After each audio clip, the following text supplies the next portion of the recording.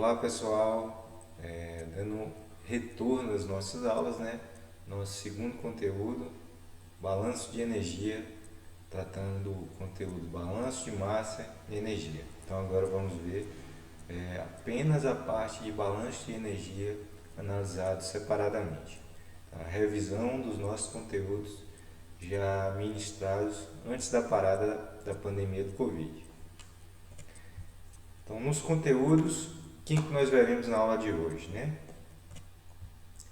Conceitos da conservação de energia, então, os preceitos, as leis que regem esse princípio de conservação, assim como no caso da conservação de massa.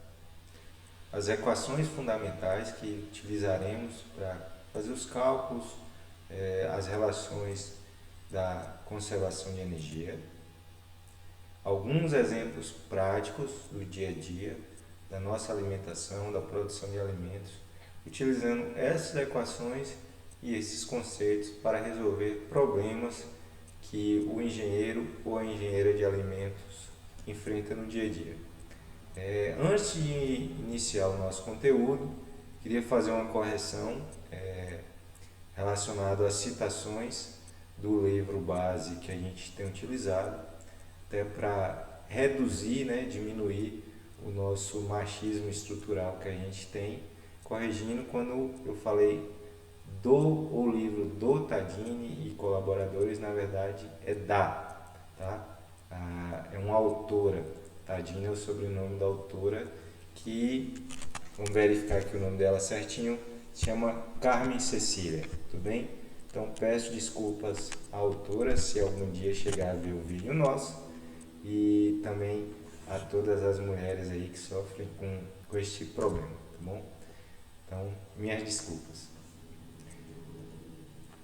Então, a conservação de energia precisa ser analisada do ponto de vista que a gente tem duas formas de energia conceituais, né? Que a gente estuda tanto fenômenos de transporte quanto na física, físico-química, na própria mecânica, que são o calor e o trabalho. Então a energia ela pode ser encontrada dessas duas formas. O calor nas suas diversas formas, né?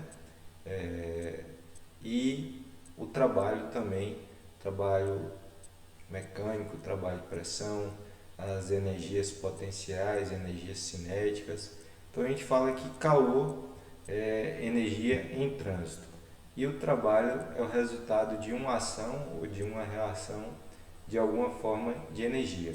É uma conversão de uma forma de energia em algo que muitas vezes a gente chama de trabalho útil. Tá? Então, calor é a forma de interação que faz com que os corpos rígidos, em temperaturas diferentes, quando colocados em contato, atinjam a mesma temperatura. Então, um cede energia na forma térmica para o outro. Isso é calor. E trabalho é a forma de interação que pode ser considerada equivalente à ação de uma força que produza um deslocamento. Então, fisicamente, muitas vezes a gente fala que trabalho é força vezes deslocamento. Então, se algo produz o deslocamento de algum material, seja um êmbolo, seja uma massa que esteja fixa, seja uma rodana, uma catraca, algo que faça um movimento, assim como o princípio da maioria das máquinas, né? Isso é a realização de um trabalho. Você parte de um ponto A para o ponto B, houve um trabalho para fazer isso. E se houve um trabalho, houve um gasto energético. Então, a energia ela pode ser usada de duas formas, para produzir calor ou para produzir trabalho. Ou ambas as coisas, calor e trabalho. Além do que, na própria realização do trabalho, ocorre atrito entre as partes e esse atrito também gera calor. Então, são coisas que a gente já viu anteriormente, também vocês já viram isso em outras disciplinas. Não existe um aproveitamento total da energia para conversão em trabalho. Eu terei sempre, mesmo que de forma reduzida, conversão de energia em calor, ok? Então a gente pode ver aqui uma equação fundamental que representa essa forma de energia é que a variação da energia com o tempo é igual ao somatório das vazões mássicas de calor mais o somatório das vazões mássicas de trabalho. Tá? Então, quando a gente fala aqui de vazão mássica de calor, vazão mássica de trabalho, é a quantidade de calor ou de trabalho dentro de que é ganho ou que é perdido dentro de um determinado intervalo de tempo. Então, energia na forma de trabalho, né? Então, se a gente considerar ou desconsiderar o elemento calor, considerando apenas o trabalho, a gente vai dizer que o trabalho é igual à integral da força, de um vetor força, vezes um vetor deslocamento. Tá? Então, força vezes deslocamento é igual a trabalho.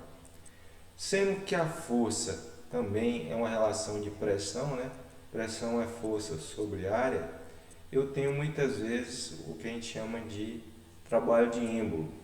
Então, quando a gente tem um êmbolo que se movimenta dentro de um cilindro, que é o caso, por exemplo, de uma seringa, de um motor de automóvel, de uma bomba d'água de deslocamento positivo, a gente vai ter que essa relação força vezes deslocamento pode ser convertida em pressão vezes variação do volume. Então isso é muito comum quando a gente está trabalhando com êmbolos, por exemplo, que foi o caso que a gente citou. Tá? Então a variação de trabalho pode ser positiva ou negativa. Se o trabalho é exercido por ou sobre o meu sistema, é igual a pressão vezes variação do volume dentro desse sistema. Se a energia ela se encontra ou é convertida apenas na forma de calor, ou seja, eu não estou realizando trabalho, eu posso trabalhar, eu posso dizer que essa variação de energia com o tempo ela pode ocorrer de duas formas. A volume constante, então aí vai dar o que a gente chama de CV, ou calor específico a volume constante, né? Que é a variação da energia interna de um determinado sistema com o tempo a um volume constante, ou também pode ocorrer a uma pressão constante, o que resulta na nossa entalpia e energia interna.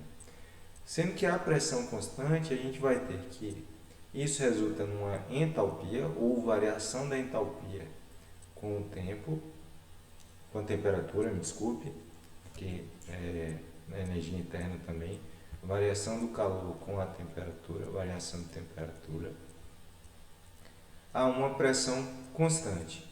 Então a entalpia seria igual a energia interna mais pressão vezes volume. Tá? Então, a variação da entalpia seria igual a variação da energia interna mais variação de pressão vezes volume. O CP é o que representa o calor específico, a pressão constante é o que representa essa minha variação. Tudo bem? Se eu tenho várias variações, como no caso de sistemas abertos, onde eu posso ter variação de calor, variação de trabalho, variação de entalpia dos elementos que entram nesse sistema e dos elementos que saem desse sistema, eu posso ter uma variação da energia no sistema. Porém, o somatório de todas as energias que compõem o sistema, ele permanece inalterado. Então, a energia existente no universo, a gente vê muito isso na termodinâmica, ela permanece constante. Não vou entrar nessa seara, mas o que a gente sabe é que a gente tem formas de calor que são melhores aproveitadas. Tá? Um calor útil. Então, além da questão de quantidade de calor, eu tenho uma relação de quantidade com temperatura. Se esse calor é dissipado em um grande corpo e numa baixa temperatura, é uma forma de energia que não é aproveitada. Mas não é esse o tema da nossa aula, da nossa discussão. Então a gente não vai entrar nessas peculiaridades, mas é bom ressaltar. Então, o que a gente pode destacar aqui é que a variação da energia interna com a temperatura vai ser esse somatório das minhas variações ou das minhas razões básicas de calor e trabalho, mais as variações de entalpia, correlacionado com as vazões máxicas de afluentes e efluentes, né? Cada corpo que entra em um sistema aberto, cada elemento, ele traz consigo uma quantidade de energia. A entalpia desse corpo é que influenciará, desses elementos, que influenciará no somatório da energia total do meu sistema. Então, para entender um pouco melhor essas relações, vamos resolver esse exemplo aqui do livro da Tadini e colaboradores, exemplo 2.14. Tá? Então, qual a quantidade de calor necessária para aquecer 1 litro de leite integral da temperatura ambiente, 25 graus Celsius, a temperatura de 130 graus Celsius em pressão constante? Considere que a capacidade calorífica, o meu CP, em pressão constante do leite integral, seja dada pela expressão de Bert et al. 1982. Então, Bert e colaboradores. Onde ele encontrou o valor que CP, ou seja,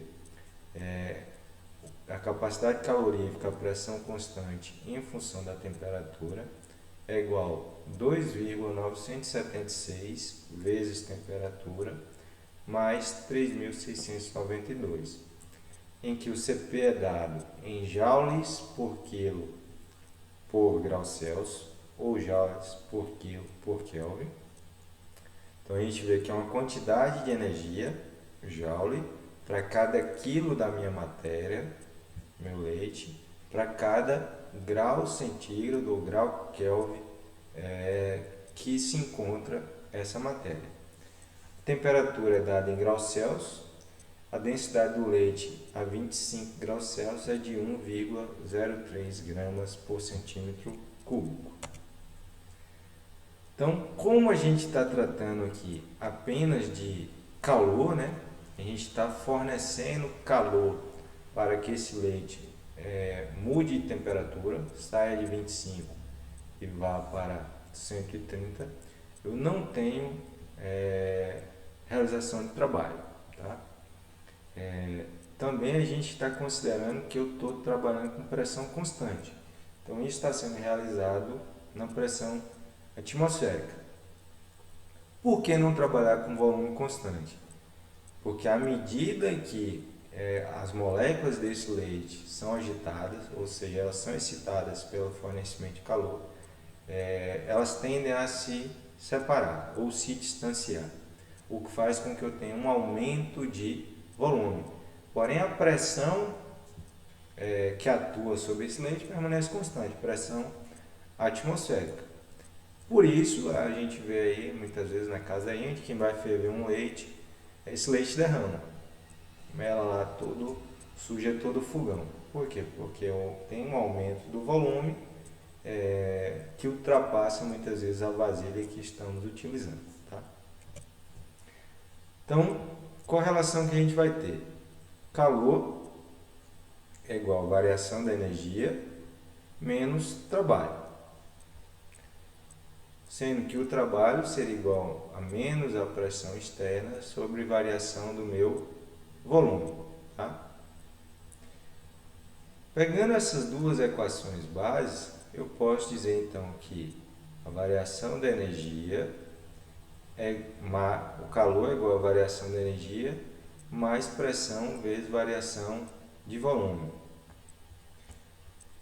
Ou que a variação da energia, que é igual, o calor é igual a variação da energia mais PV. Então aqui, variação desse termo, sendo que a pressão não é alterada, não varia. Como o energia interna mais PV é igual a entalpia, eu posso afirmar então que o calor vai ser igual à variação da entalpia do meu elemento. Então todo o calor que é fornecido ao leite vai ser acumulado por ele e vai promover um aumento da entalpia. Assim, a variação da entalpia pode ser considerada como quantidade mássica ou massa desse elemento, vezes a integral de T1 para T2, ou seja, temperatura inicial, temperatura final, de Cp, capacidade calorífica, pressão constante, vezes variação de temperatura. Tá? Por que isso?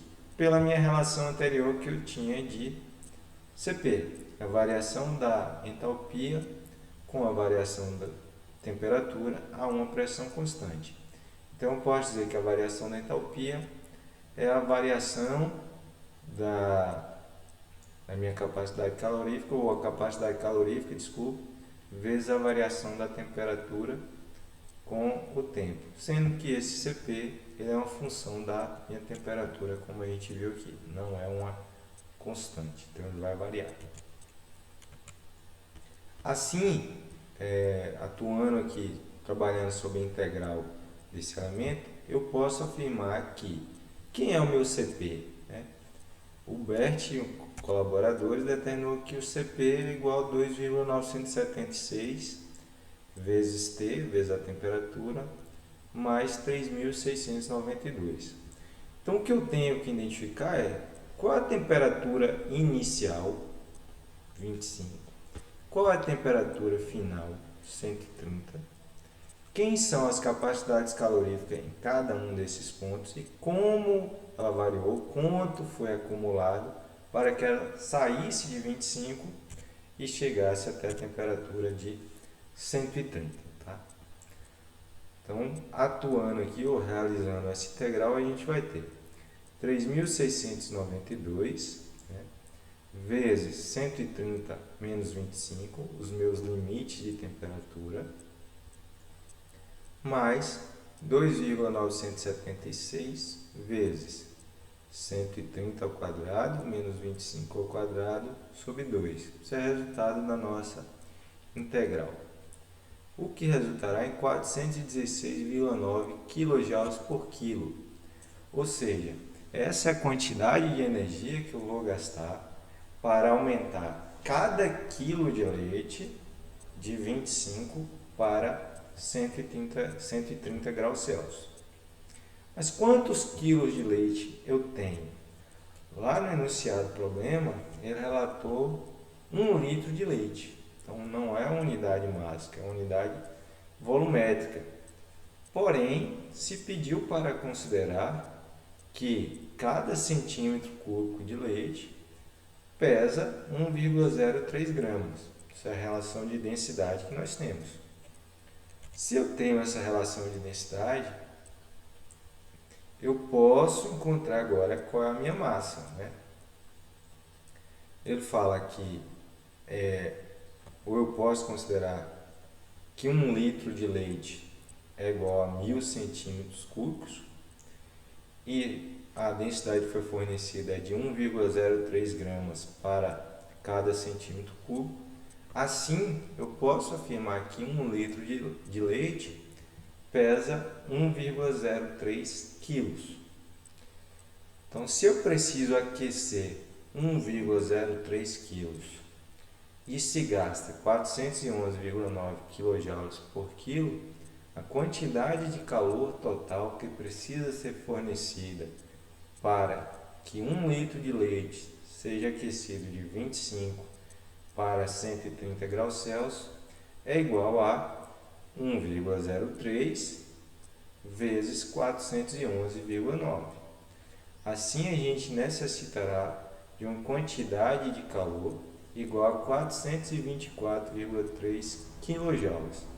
Essa é a quantidade de energia necessária para que 1 litro de leite seja aquecido de 25 graus Celsius até 130 graus Celsius a uma pressão constante. Ok? Qualquer dúvida, entre lá nos nossos canais, no Google Sala de Aula ou no nosso grupo do WhatsApp para tirar as dúvidas, tá bem? Então, muito obrigado, abraço a vocês.